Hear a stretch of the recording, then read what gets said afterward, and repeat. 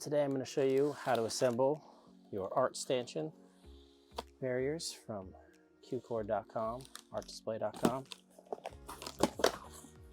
Your qcord barriers will come with one 6mm Allen wrench, whatever post and base option you order. Today we're going to be assembling black freestanding art stanchions, 16 inches tall. So you'll have a piece of cast iron. You'll have your powder coated base wrapped in a plastic bag. Remove the plastic bag. Set your base, your cover over your base. Unwrap your post. Within your box, there will also be a 8mm bolt and a lock washer. Unbag those.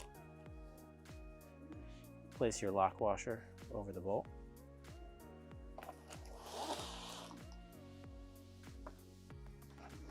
This part requires just a little bit of balance.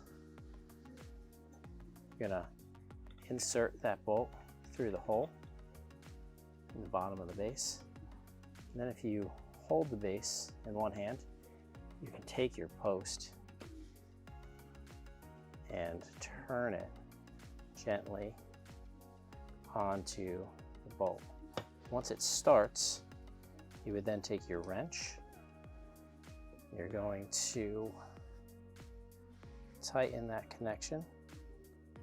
Now, while holding the post firmly in one hand, take the wrench in the other hand. Just tighten, make it good and tight. That way, it's not going to loosen on you. And now, your art stanchion is assembled. You turn the top pops up, thread your cord through, push it back down. That's it.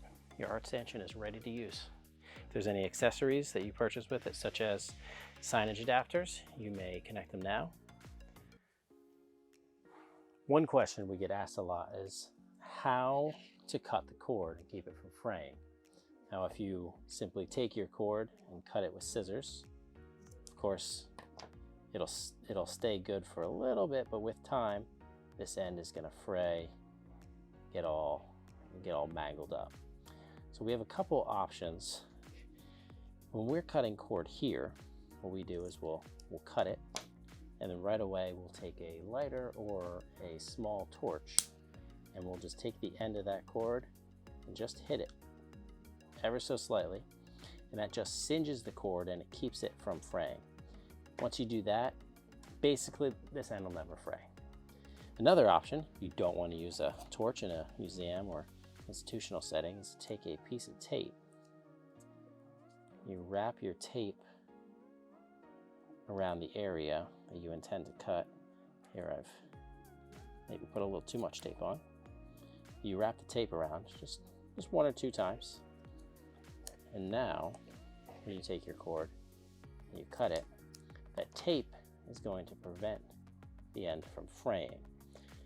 There are certain reasons why you wouldn't want the tape on the end, such as if you're using a wall terminator, or if you had this end exposed in some way. But tape is a great option. Maybe if you used clear tape, it would not be as obtrusive as the masking tape that I've used